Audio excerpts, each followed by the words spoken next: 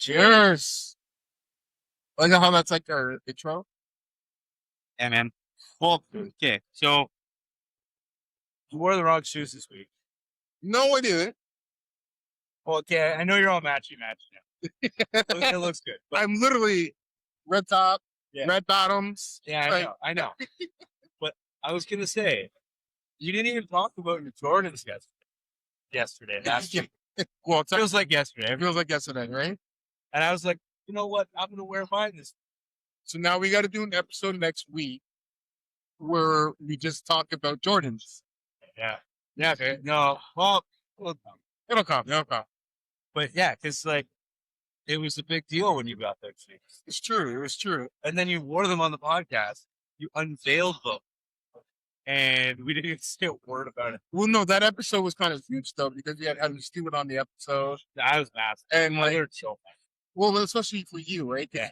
You going into your first boxing match this year. Yeah. You know, getting some insights from a ref, from a coach, from a previous boxer. You got the trifecta. Oh, it was great. So I don't know, man. Like But I just my Jordans didn't have to be about that episode. It was a learning experience for you. So the Jordans can win. I learned it finally got to work. So Yes. After 37 years, now you guys know how old I am. I have Jordans. I have two pairs of LeBron, but I have one Jordan. exactly. But you know, like when we were talking yesterday, the reasons you got them. It's memorable. Exactly. Like that's those are your I made it. It's some aspects, yeah. Yeah. Yeah, I don't know. It's How was your week this week? busy. How's training going? Training's been good. It's got some good sparring in. Okay. Making progress. You notice how I'm not at the gym anymore? I No, I'm not. No. I think my guests can attribute to where I've been. I've kind of switched up my my avenues. no, I get it. But I guess we have another. Oh yeah, it's Might as well fill it. Might as well fill it. How What are up? you doing What up? today? Hey, Nice seeing Hey. you guys. well, I'm Malcolm the Milkman, Scott Visionary and Hohn. you are. Coulter Jasnich. Ladies and gentlemen, allow us to reintroduce your hosts, Malcolm the Milkman Noel and Scott the Visionary Hohn. This is the show where life and sports collide. Monday night lights and the ball comes alive. The bass getting loud while the fans all arrive. From the rink to the field to the court where it's loud. Breaking down the plays while we rocking with the crowd. Wall-to-wall TV showing every big play. Half-price wings while the highlights replay. 650 well shots got the whole place vibing. My staff in the city keep the whole ball thriving. Off the bench, where the real talk lives. Off the bench, where the whole bar is. Off the bench, every week we bring that heat. Grab a drink and take a seat. Malcolm the Milkman, Noel the Milkman always delivers. Scott the Visionary, home with the taste you might shiver. Talking sports, talking life, yeah, the stories refresh. When the game meets the moment.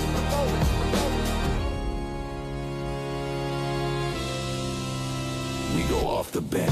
Off the bench. Off the bench.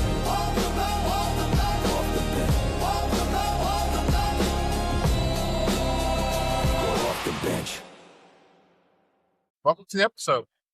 Thanks for having me. Heard you're fighting this year. That's really exciting. Yeah. I much like most of the things in my life, I get roped into them. We all. And he's been bugging me for a few years ever since he did the fight to Ed. Yeah. I don't know if Yeah. you're. I feel like I you did a fight 10 myself. You're Yeah. after. Yeah. Yeah. So he wrote me into it, and well, he's been trying ever since that. He's like, you should do it. You should do it. You should do it. I've always been like, nah, I don't have time. He's like, you Big know, time. You I gotta gotta make do it that to time. you too. You really did, because you fought with my wife that Yes. year. And not you two against each other, thank goodness. But I think between you and her all together, it just really inspired me to get out there. And yeah. You Honestly. didn't make the time. yeah, that's And really once the you thing. start doing it, you're like, all right, okay, now it's a routine. Now you're gonna do it. And that's what I found. It's almost hard to get started with it, but it's the community and it's really the routine of it that keeps you there. I tell you, yeah. And you wake up and oh yeah, it's Tuesday again. It's that time. Something to be said about discipline. Yeah, exactly. All right, so like we kind of had her on the episode last week talking about boxing from looking at rumors with Lawrence Boone, then coming a coach and now referee. Yeah. So like we have that like trifecta, but you were also coming a few years ago doing Fight to End, and it was like your first time really getting into the boxing ring. Now you've had previous martial arts experience, correct? Yes, sir. Yes, sir. Yeah. So you want to like let us know what kind of your dad was? Yeah. So prior to this, my dad was actually the not South American, but United States Southern champion of Taekwondo for 2 years in a row back in his day. Damn. So when I was a kid, he really, really wanted me to get into that, right? And so I did. I trained my butt off as a kid. I had 14 fights in Taekwondo before the age of 16. What? I did pretty well. I got 11 wins out of those 14, so I was really happy with that. But then, I kind of fell out of love with it a little bit. My dad was really pushing the Taekwondo, and I wanted to mix things up, so I tried different martial arts, did a little Kung Fu, a little bit of mixed martial arts, a little Greco-Roman, never really competed in any of that. But I really just enjoyed it. It rounded me out during university kind of age, and then, kind of stopped when I moved to London. And then Fight to End brought me right back to it.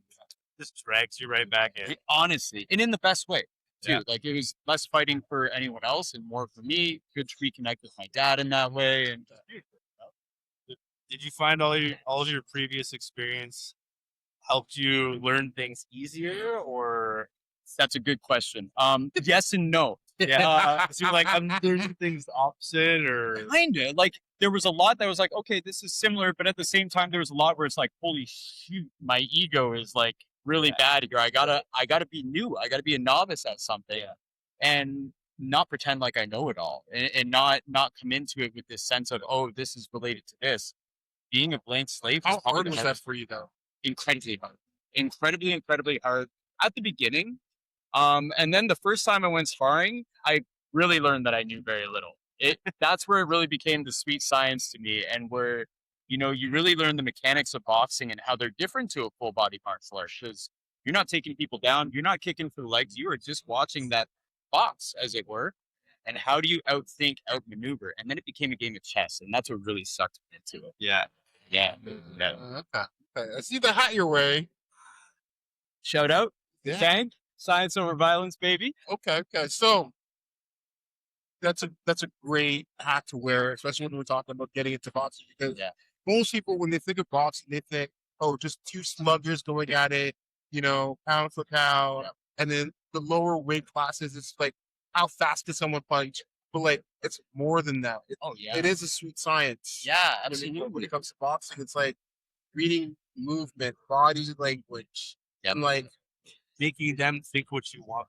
Yeah, right? The Yeah. fakes, the leads, everything's that nature. And the beautiful thing about boxing, and really any martial art or fighting form, is no matter what you do, there will always be a counter for it. And if your opponent can find that, you're in trouble. So how do you prepare for it? And it becomes, again, this game of chess, right? Yeah. so training, obviously it's like 16 weeks that you were training for Fight 10, and that was the year after I did it. And like I got to see you fight, and that was beautiful. But like the training, not the sparring, but the training itself. Yeah. How was that for you? Like, Oh my goodness. I actually love the training. I'm a big anime fan, so I actually got a lot. Yep. pause. Which anime? What's your favorite anime of all time? Okay, so I grew up with Dragon Ball and Dragon Ball Z. Like that's As the you sport should. influenced so much. Okay. I gotta give my homage Goku to that. Vegeta. Yes, sir. But now that I'm bald, I really relate to Really? Vegeta 100%. Okay. Vegeta straight up. Okay.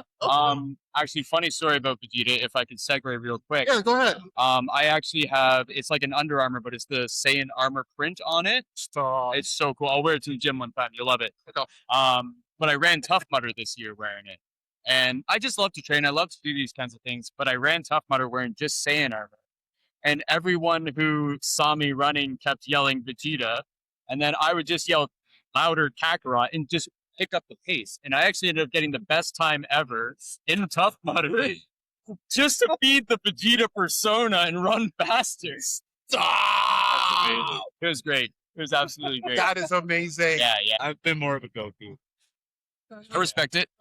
Not a great father, but we love him for fighting. Oh, he's a terrible father. He's Vegeta, like the biggest deadbeat dad ever. Like literally dead. Yeah. Literally multiple times. I know, right? I live for it. You know what? I'm with you. I'm definitely a Vegeta fan. Heck yeah. Yeah. Like Vegeta's story is just it's epic. The character growth. Goku is Jordan, and LeBron is Vegeta. Yeah, big facts. Absolutely, man. I feel like they made them become so similar into it, and then with all the newer stuff, they're just trying to branch them out to like give them their own paths again. Yeah, the newer stuff, Siffy. But Goku is still The like, animation looks really sweet. Goku's still the upper tier, Yeah. and Vegeta has to work his way up to that, which is literally LeBron's story. Yeah. It's like everything everything Jordan could have to do that much better. That's why he's still in the league to this day. Yeah. At 42 years old. Yeah, I honestly, I can't believe he's still playing. I do. Yeah. Get all the records so then no one else can do it. He's still looking pretty good out there. I mean, Yeah, but the compared Lakers to aren't most. Lakers aren't winning. That's a different story. Yeah, but so like it's to the point where he also should be the best player of. well, he isn't. I know they've got Luka, and then also yes, the rest. Sorry, as we Yeah, like, digress. Yeah. Yeah. So That's what we do. But yeah, no, that was the big thing though. Like anime really inspired a lot of my workouts for the fight to end. And actually in all of my donations, I actually built them. I don't know if you guys have ever seen One Punch Man, but I built them all around the One Punch Man workout. So like if you donated $10, you had to do 10 push-ups, 10 sit-ups, 10 squats, run a kilometer, all up until 100, where I would do 100 of each and then run 10K. And I got a lot of people wanting to see me do the 10K thing. So like that was really driving some great donations, great exercise, kept me fit for the fight. That was probably my favorite part of it, to be honest. That's actually kind Wow. of sweet. Yeah. And then you shave your head, and you're like, I'm all in.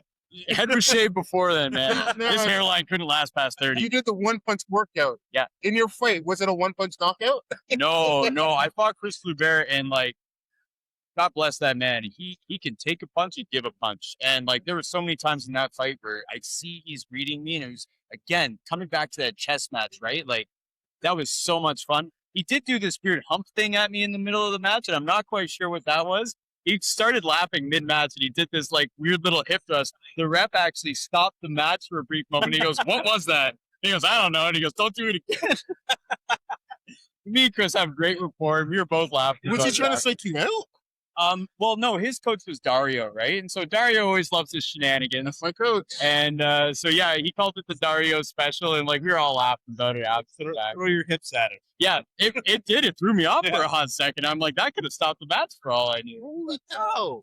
Great I match, remember though. that one. I wouldn't But recommend only it do in it front of a once. ref. I don't think they love it, but Nah. tons of fun though, nonetheless. Yeah.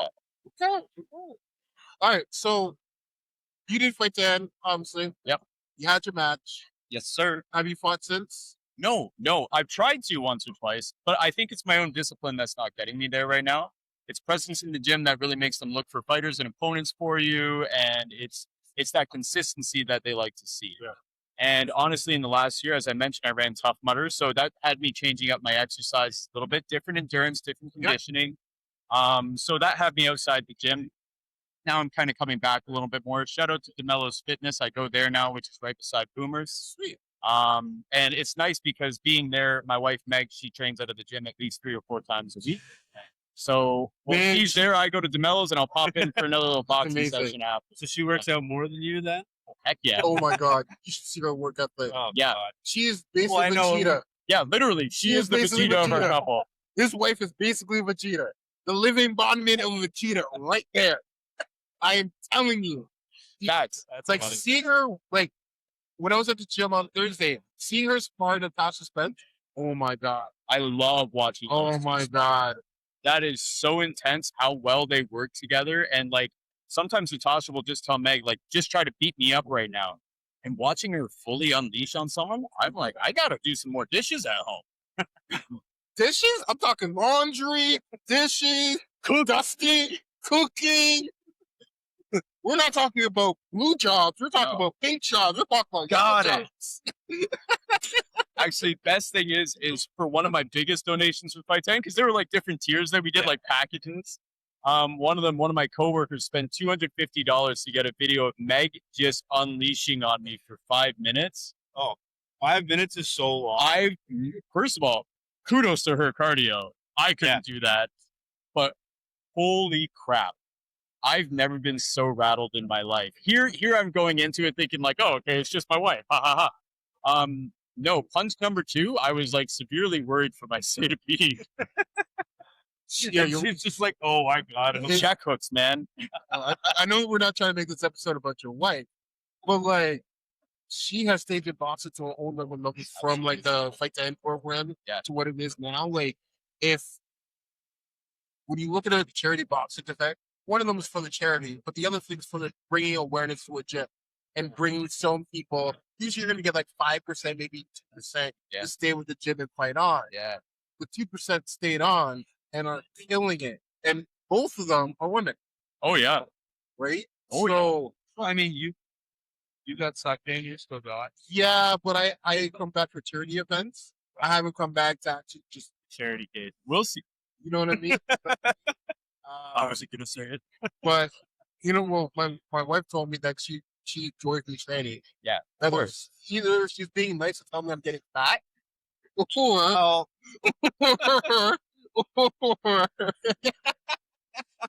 that's the polite way to say it for sure. It's like, you look so good when you're cutting. You know what I mean? You know what I mean? I'm eating better. Yeah, of I course. drink less alcohol. Yeah. I sleep a lot more. I mean, I think she actually the sleep is the same. She legitimately just wants you to take care of yourself because she's not good at it sometimes. I enjoy life. I'm sorry. Yeah, well, I know. Some things are good for the body, others are good for the soul. French fries just happen to be the last. Our podcast is basically about people staying active. Yep. Work life gets a little bit hectic. Of course. Can get crazy and so forth. What else do you like to do to stay active and get off the bench? Yes. Oh, so there's a ton of that. I mean, obviously going to the gym regularly is a great thing. I always like to have something to work towards in the year, no matter what it is. So like last year was Tough Mudder. This year I'm still trying to find my legs and what I want to work out to. I'm gonna put my wife on the spot again. We're thinking about potentially starting a family at some point. So my goal right now is if she gets pregnant, if anything like that happens, I want to be in the best shape I can be when I become a father. So I'm just starting to get into good routine of that now. But more than anything, like my guilty pleasure and pastime is disc golf. Disc golf is so good. I love this. We have to have you guys out then. Okay. Disc golf. So we're not talking about regular, about quality disc golf. Yes, sir. What about disc golf is so nice? Super cheap. It is. It's getting outside. You can have some drinks, smoke, whatever people do on the course. Just getting out in the wilderness, having a good time. There's no pressure. That's it, man. I always look at it as getting up in the morning and going on a beautiful hike through nature while just throwing some plastic around. Yeah. And, it's one of those things. It's much like real golf. You'll never be perfect at it. You'll never be amazing at it. You'll hit a tree at least 3 times every course. But it's the challenge of getting better. It's just getting outside. It's the community of it too. It's fantastic. I love community.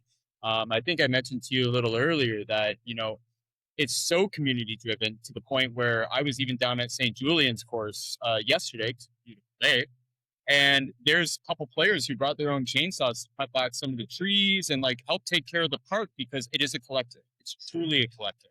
Yeah, because it's like disc golf is hilarious because it's like nobody owns any of these courses. They're just in public parks and they just throw up the post. Yeah.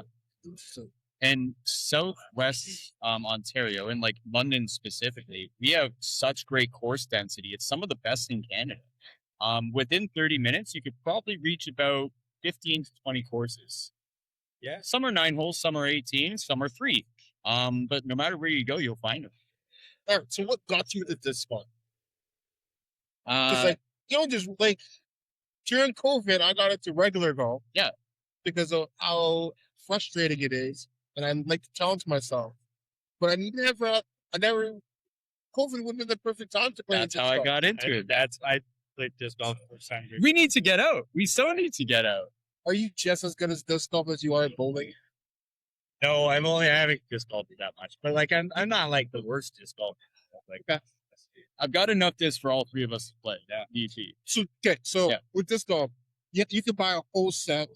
for like $30. Yep. Like a good. Yeah. Oh yeah. Hell yeah. Okay. But the thing is too with disc golf, and I say this to a lot of people, is different courses are made differently, obviously. A lot of the time you can get away with just a driver and a putter. Yeah. You really only need those two discs. Smaller courses, I will just rock a putter. Tempsford has my favorite putter course. 6 holes. I just bring one disc and go to town for like maybe 20 minutes. Damn. Yeah. Okay. So that's one of my favorite things about it. I personally play, I think any given day, I'm probably rocking 6 discs just because I like different ways they fly, different things you can do, tricks, you know. Yeah. And I carry about 20 some odd discs on me in my backpack. You have like a special dedicated backpack for disc golf? I got one for Christmas. Do you have magic shoes? No, not yet. That's next stage. That's next stage. It's Visor, coming. like you have the meta glasses to like analyze with AI the Dude, distance. Give you your trail. I wish. Oh my god, that'd be so cool. You know, Get a nerd out talking there. as an IT guy, I'm just like, what technology can I put into this to make the game even better? I would live for that. I would so live for that. But no, I typically when I go out and play, the joke is my friends call me Master Roshi because I'm such a anime nerd. I love my art too. So on the back of my disc, I always do little Dragon Ball moments. And so on my driver, I got Master Roshi doing peace sign and some cool stuff like that. So I'll actually go onto the course wearing Master Roshi's like orange shirt, and I'll like just wear red sunglasses with it sometimes just to really play into the character. So if you ever see me out there, just say hey. You know, now we have to figure out time to go.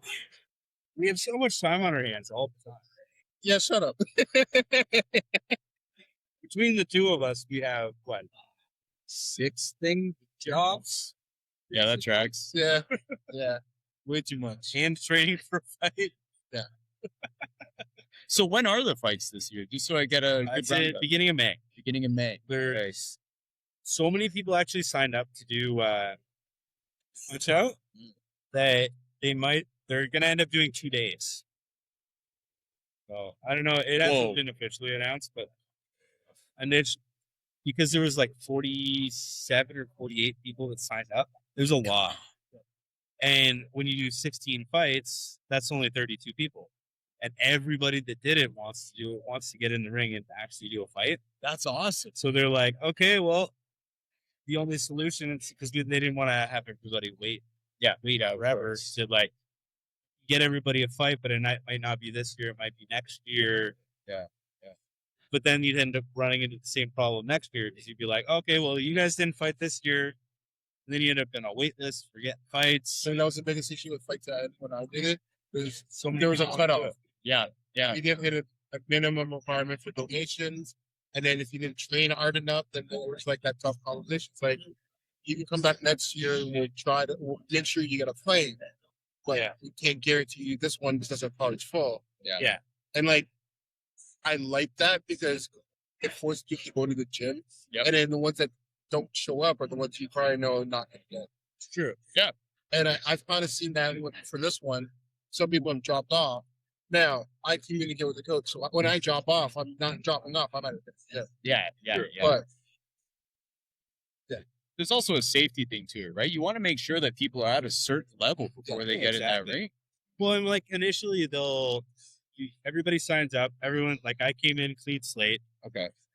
I had boxed before, other than like messing around with friends, whatever, not big thing. Yeah. Competitive. But they match everybody up based on ages, weights, experience level. But then they see the progress and the effort people are putting in, and they're just like, okay, maybe we have to shuffle this around because like this guy will destroy him now because he hasn't been working as hard. This guy's been going crazy. Yep. So sometimes they'll have to shuffle things around. Yeah. A little skill matching, right? Yeah.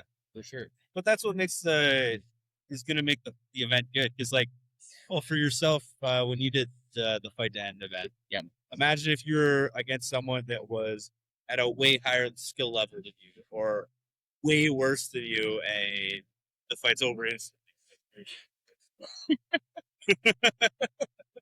Okay. Gentle nod. It sucks. It sucks. Not gonna lie, it sucks. It sucks being good at things. I'm too good at boxing. I feel bad for my opponents who never finished. Maybe you just got to slow down that delivery a little bit, Milkman. You're hilarious. I like that. I like that. No, it is one of those things. Even my opponent actually is Chris Bear, who trained your season, and he had an opponent, but that fell through during this. Yeah. So when I found out I was matched with Chris, I was like, oh, man, like he's coming in with an extra year of boxing training. So that really made me feel like I need to step it up. So obviously, did some pad work with Meg at home, got in a couple more private lessons, ended up retrofitting our whole garage. She went all in. Oh yeah, got a heavy bag, got a speed bag, double-ended bag in the garage. Oh yeah, you should see the garage, man. Is it still like that? Still like that. Oh yeah, we go out there every now and then, like even if it's blown off steam, like if we get in an argument or something, it's like I'm gonna go to the garage and go hit the heavy bag for 20 minutes. And it's the greatest thing, you gotta say. Yeah. She does it more than I do. I'm a pain in the butt, so At least you can admit it. oh I know I am. Without a doubt. I like the relationship you have. Yeah, we're pretty all right. I think we got it together. It took a lot of time to get there, but it's the challenges that make those things at the end of the day more beautiful. Yeah. So, disc golf is like a huge thing right now. Massive thing right now. Yeah. So, how'd you get into the community? Oh yeah, we coming back full circle. It was COVID originally. Me and my buddy, it was just one of those things where like we need to get out of the house. We're very social creatures. Like I was in an apartment at the time, and it's terrible living in an apartment during COVID. For those of you that did, I was there. Yep. Those hallways are very awkward, and the elevators are worse. Yeah. But he ended up calling me up one day, and he's like, "Hey, I got a set of 3." He goes, "You should just pick them up. They're like, as you said, $30 off Amazon kind of thing." He goes, "It's free. We can be socially distanced still. We can have a smoke and a drink and just go for a walk." Yeah. And then he really took off with it. And my competitive nature needed to keep up. So it became this thing where every Saturday and Sunday pretty well over COVID, we just kept getting out playing. And then, those scores, they started at like plus 32, like not a great round. And now, we settle at like -2, -3 most days. And like, it's just gone from there. And, you join leads, you meet the community. And the beautiful thing about disc golf is there's an app for it. And so you can see other, it's called UDisc. It's great. Shout out to UDisc. Sponsor us. Imagine if that's the one we finally get. Yeah. Every time someone sick. mentions anything, we're like, yes, sponsor us. We got you. But it's such a good app because it lets you see what other players are seeing around the course. It lets you talk to other people, share your scores. But not only that, I work for the school board, and we have RMC right next to us. We have a lot of green space. And so you're like, well, we're putting one in. I did. Last summer, so the RMC actually has a 9-hole set for the students. No, you didn't. Yes. Oh my gosh, this is the coolest thing. So they have a 9-hole set for the students. And last summer, I made really good friends with the athletic coordinator at the high school. And I said, will you let me set these up in the field here and make a little 9-hole course? I actually put it on UDisc. There were other players driving there and playing it. Coolest thing. I didn't set it up this year. I got to talk to you again about it. But the most beautiful thing about it is the athletics coordinator for the board ended up seeing me doing this and was like, would you want to teach some students? And I was like, heck yeah. He goes and orders hundreds of discs in this box. They each get a set of 3. And we had a high school tournament where they learned, they laughed. Like, it was so much fun. Shared the community with it. And now a couple of them, I see them on the courses in the circuit. That's awesome. See, Seriously. I wish schools like that for us. Yeah. We're like, the experience of like having different things like this stuff wasn't around when we were there. Yeah. Like, I guess it was. Disc golf has been around for a long time. It's been around, but not mainstream. Like pickleball's mainstream. Disc golf's mainstream. Like there's so much more mainstream sports. Oh, yeah. Even boxing's now more mainstream than it's ever been. And I always say it's because of Brett in the city. Yeah. If it wasn't for Brett, boxing wouldn't be as big in the city. Totally. So, but damn. Yeah. So how many do you have like your master set, then you have your practice set, then you have like your practice on a Sunday set, and then you like your Saturday best set? You just get addicted to buying them. You're like, That's ooh, the that's a problem. new one. That's the problem, man. There's the brand thing too, right? There's certain brands you end up liking more than others, and it's like I want to collect that whole set from that brand. There's one in the water, and you got to get the whole set again. There's a lot, especially when you begin. As But long as you write your name on them. Yeah. I've Maybe seen courses where like obviously everyone writes their name, phone number. Like Yeah. people will find it in the water and actually call them. I get that a lot. Yeah. I've had at least 4 or 5 discs just returned to me, like out of the goodness of people's hearts. And it's easy enough to take nail polish remover and wipe that off. But that's another thing about the community. It's very much in the up and up. Yeah. And Meanwhile, it'll be a disc that you lost like 8 months ago. Yeah, completely exactly. Forgot existed. I had someone call me actually in would have been December, and I think I lost that disc last May. And he was like, "Yo, I was wading through this pond and I found your disc." And I'm like, "Why? Why were you there?" But yeah, they find it, they'll return it. And back to your question though, like So, Many. say one of these months, you start chatting, and we tell you to help us organize a London off the bench disc golf tournament. name the date. I can book a course through UDisc. I'm just saying the possibilities. We're just gonna like slow. That's crazy. You're giving me ideas. You can do a doubles tournament too. So like best disc, good way to start, good way to enter the game. No, I think doing that'll be. Probably in our best interest. We'll talk. We'll talk. All right. We have business plans now. Okay, I like that. I like So Business plans, like it's not really going to be business. It's more just be us organizing a big tournament for fun. But that's the fun of it though, right? And that's I think, even not with disc golf community, it's about building community in London. Yeah. As the internet grows, the world shrinks, but community gets lost in that. And I think it's so important to find it, build it. Again, coming back to boxing, that's such a beautiful thing about this community. Well, it is. Well, because like it's an individual. Like we talked about this with Heather last week. It's an individual sport, but it's so team based because you're only as good as the people around you. Absolutely. So you're just trying to surround yourself, and like the good people always stay. Yeah. And then the toxic people get weeded out. Yeah, absolutely. you're not wrong. Yeah. It's funny because It's like obviously inspiring. Like if someone keeps being toxic and sparring, well, everyone's not going to go very easy on it. yes, Facts. And then Exactly. eventually they're going to get frustrated and not want to be there. Yeah, that's such a good I point. think the best thing about, and you're right about how, like, when the internet grows, the community gets smaller, but once you do these certain hobbies, it's like you and I wouldn't know each other if it wasn't for boxing. Yeah, for And sure. how that community kind of grew. I mean, I see your growth when you were training. I saw your white's growth. You saw like my growth when I was boxing and continuing to. Throw that. And then even when Getting like, back into that. and even when I was at the gym, because I'm now bad, and you showed up, and as I was warming up, I was so dead. I'm looking in the mirror, and there you are in the ring, and it's like, yo. So like, you're right. Community gets better when you do something physically active. Yeah. Not necessarily always physical. Yeah. But like you're actively getting out there, you're getting out of your comfort zone, Yeah. and like you get to see other people who are doing the exact same things. Yeah. And it's actually like, well, a few weeks ago we said you want to surround yourself with like-minded people or good people because someday as well. Yeah. The average of the people you surround yourself. Yeah.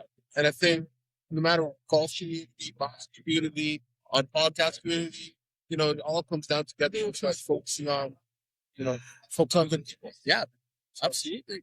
What do you think? One of the things with like getting into all of these different things is like you've done boxing, you've done martial arts growing up, you jumped into disc golf. Yeah. Tough water. Yeah. You have to embrace being bad at things at the beginning. Oh yeah. Oh my god. Now, how do you handle being bad? Because like obviously you're a good athlete. So like you go in and try something new. It's frustrating at the beginning because you're just like, I should be able to do this. Then you just have to learn. It's okay. I don't handle being bad at something very well. If I'm being honest, I like to honest. think I do. I'm in my own head a lot, and like the sport that I could actually say I'm in my head the most is I play volleyball a ton too. That's like my secret understudy sport. I played men's competitive. Oh, court right now. I do love beach though. If you guys want to get a beach team, It's what time? yeah, so fair down. enough. I'm so Speaking of down. time, but Look at our whole summer right now. yeah, it's just gone. Every weekend's done.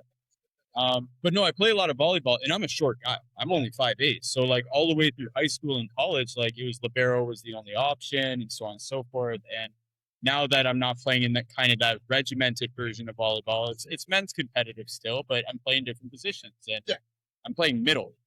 And I don't know if you guys know volleyball too much, but middle is not the spot for a guy who's 5'8". So super frustrated. A lot of movement, but I worked on my jump height. So now my jump height is like ridiculous. And like I'm up there and I can get maybe 1 or 2 really good blocks to surprise a tall guy, then they'll just jump over me. But there's that constant frustration and there's that constant in your head. And that's why I like sports in general, because they teach you how to work through that. Yeah. And you know, for every fault there's something good. And I just find that instead of focusing on where I'm lacking, I focus on what I'm good at and how to hone that and overcompensate for what I'm lacking. So where I'm short in, say, something like volleyball, I know that I can get to the ground and dive and get that ball quickly where other middles can't. So I'm doing a lot of crazy libero digs. I'm a libittle. I'm somewhere in between the two positions. So that's what I really find to overcome when I'm not good at something. It's just focusing on my strength and building that to fill that gap. Well, I feel like when you have you have different strengths and weaknesses, that's how, like, I'm sure your team is adjusted to that as well. Of course. Like, they know, like, obviously you're probably not going to get the block on this giant guy in front of you. Exactly. So they're ready for it. Yeah. Yeah, no, sure.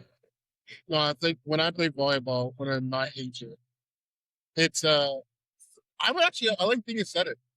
Really? That's all I am. Okay. I like being a setter. Doesn't like to jump. No, I do. I do. I'm very predictable when I jump, right? Oh, yeah. Because I'm always trying, like in basketball, I'm always trying to get the top point, All right. right? Yeah, So yeah. I'm not one of those people who have the patience to wait for the ball to come down. Yeah. So I can spike it. But I also like trick shots. So when people think I'm going up, and I just fall it over them and time A little dumb. Oh, I'm here for that. That's greasy. Yes. That's a greasy move. I'm that dirty player. But do you do the fake swing head? Yes. Oh, no, never had butter.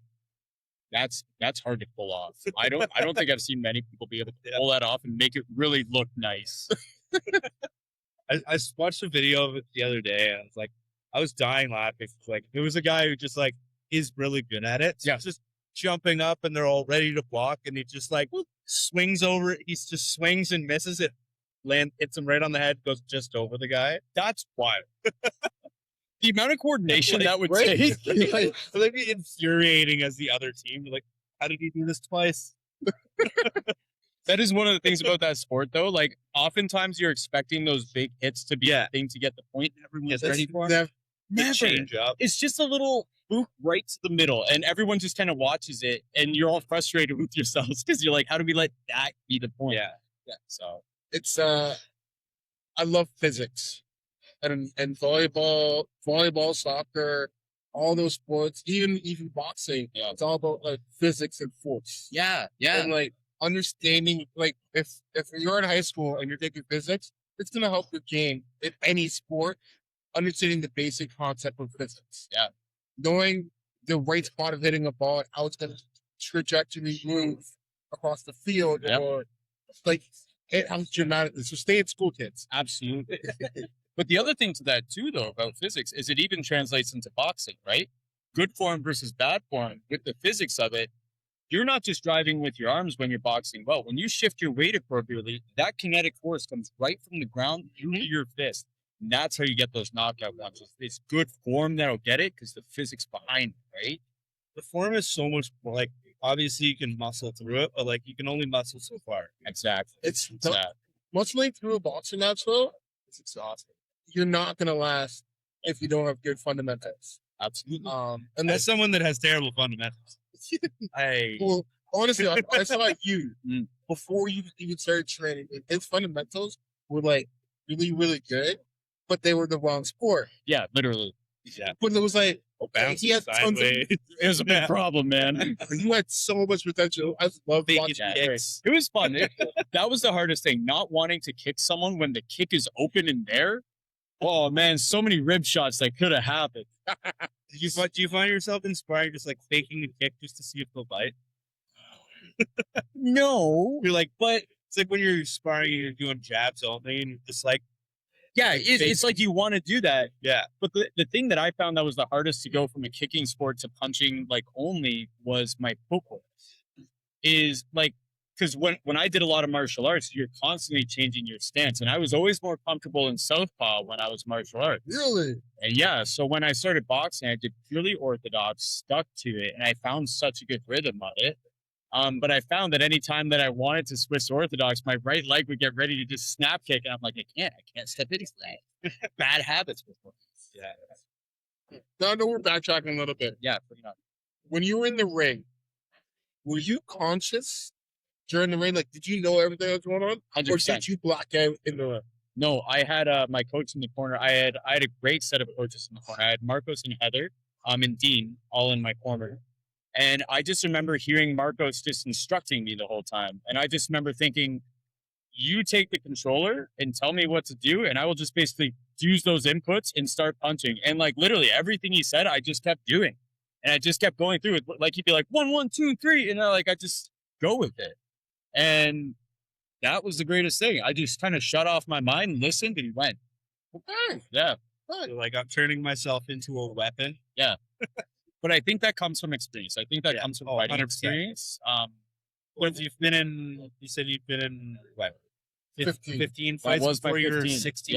Yeah. The thing that was tricky about it though is I've never had a crowd solely watching me like that event. The event itself was overwhelming. So you're 100% correct. Yeah. And I feel bad for a lot of people who train to get the first match, and it's in like a gymnasium or like a small stadium, but it's not like a charity event where The rush is the, different. the amount of money that they put towards it is ridiculous, and for that to be your debut fight, it's like it's crazy. Because you don't Sure, see the man. crowd, Yeah. you see only your opponent. But you only see your opponent. It's about that time. But like it's in a like you've done a boxing or a martial arts event outside of Fight to Ed. Yeah. How was that experience going into like an arena or a convention center that was dedicated for that? Where compared to like other parents watching kids? Those were wildly different, honestly, because a lot of those were like you're in some Lions club in some small town, and like actually my first fight ever was in Stony Creek, and I was 8 years old, and it was a tournament. I got in 5 fights that day, but it was one of those things where it was literally in a Lions club, and they just had with martial arts it's a little different. It's basically just a circle on the floor. You leave the circle, you lose a point, kind of thing. But there were just 6 circles, and there were maybe 20 people in the entire building, like just a referee for each circle, and then the parents and those just supporting the individual. Yeah. And honestly, there's a different nerve there, right? There's the nerves of the masses, and then the nerves of the small, very focused group. Yeah. And with my dad being in my corner the whole time, like I'd leave, and he'd be like, "Well, you did really well here, and you really need to work on this." I'm like, "We're watching every darn step." And so that was always nerve-wracking, right? Man, But I'm sure like that helped you guys bond a lot. See, you came from that background too.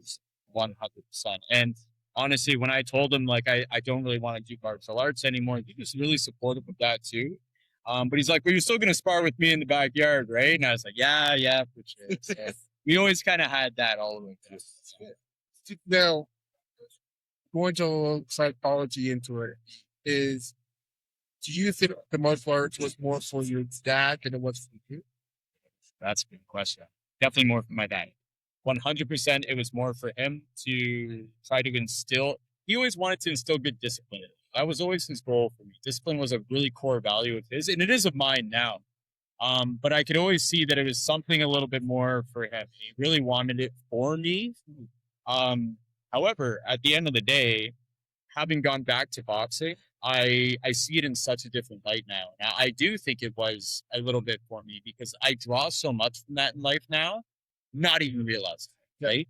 You don't realize how much of it was for you, but he's like, "No, I have all these life lessons and this is what I can give you because I have all this experience. Well, I think the biggest thing is like we always talk about it nowadays, where like parents are forcing their kids to do X, Y, Z. Then have kids push back, and then later on come back to it, and then they're like, well, the parents just force upon the kids, and the kids in their line. Yeah. I know you were talking about potentially having a family. Yeah. How would you go about that process? Because like when you see potential in someone, you kind of want to get to the point where like they see it and they can reach for that potential. Yeah. You don't still want to get to a point where like, you know, you're gonna force it and then they get to the potential and they don't want it. That's sure. What do you think is gonna be your process on trying to match potential and want? First of all, I know my kids are going to be incredible at 100%. That's the no-brainer. Future trumps. Yes, exactly.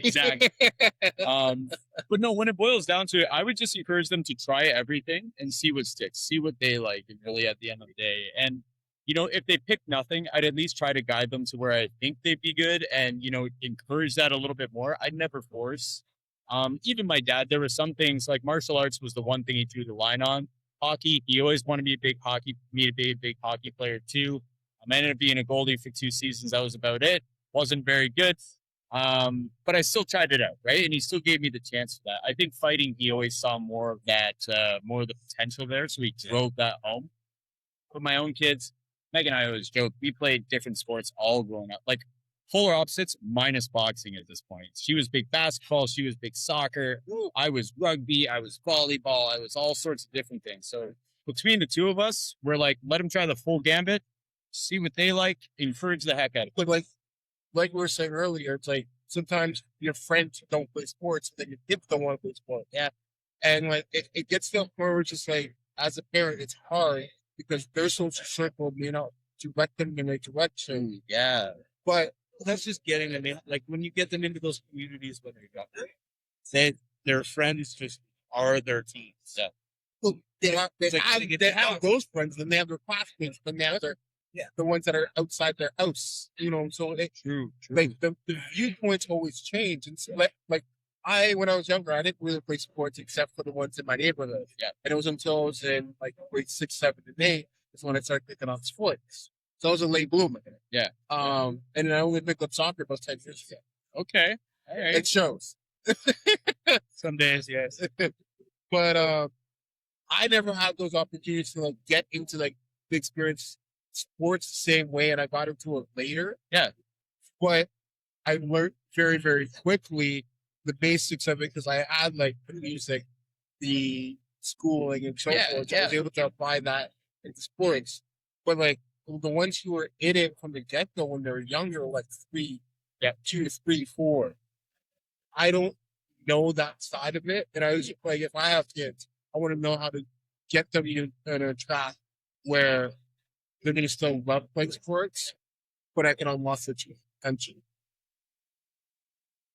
That's a beautiful sentiment though, because you found a passion even though you weren't necessarily into sports when you were young. You translated, right? Like I've had the benefit. I have a much younger sister. She's 13 years younger than me. When I was 25, I actually adopted her. I took her in. She lived with Meg and I for 2 years. And it's one of those things where she had no sports drive. She wasn't really one of those kids that really wanted to be active, but she had different passions. And, you know, every kid is going to find that. Yeah. Every kid's going to set into that.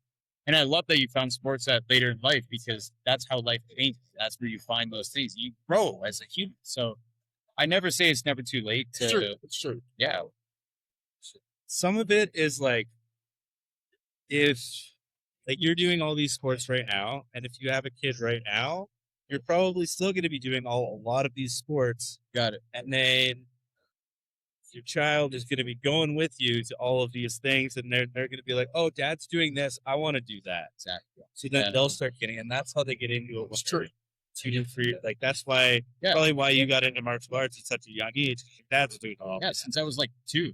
Yes, you're like, I'm in the gym. They're just like, punch this bag. Exposure.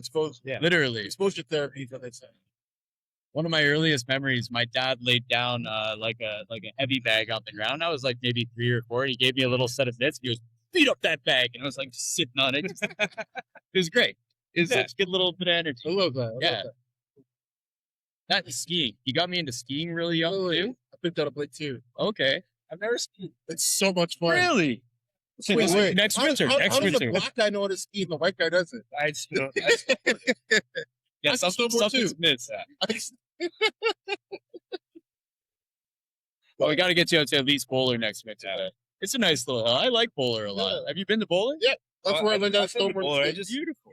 you know, when you're like, I haven't been in a really long time, but was learning on like those school trips. Yeah. Yeah. Take you, and then it's funny when I learned though. It's like you learn on the bunny hill, obviously, and it was such a struggle learning, and you get so frustrated. Yeah. And then eventually, I was just mad, done, and then I took my stuff off. I got good advice from a teacher that was, go grab lunch, come back, try it again. I tried it again, and it was like, No way. and I was like, oh, I can just do this now. It's like, how? That's awesome. Like it just though. clicked in. Yeah, when I was learning, it was a school trip too. Yeah. And CCH. Okay. And you're doing your bunny hill. It's like it doesn't make sense because the angle's not right. Yeah. So like it doesn't make sense. And like with gravity and all that, it's like we're trying and it's not working. And then everyone, all my other friends, just going down the black diamond one. I was like, screw it, I'm just gonna join y'all. And then boom, it just made sense. No Because way. it was- That's bold. Yeah, it just worked, and I was able to do the whole thing properly because the angle was right. Yeah, you can actually Yeah. sit forward on a steeper hill. Right. Oh, that's awesome. So then 1 year for my birthday, I went and snowboarded for the first time. Bunny hill, frustrating again. Yeah, just go down diamond and just figure it out.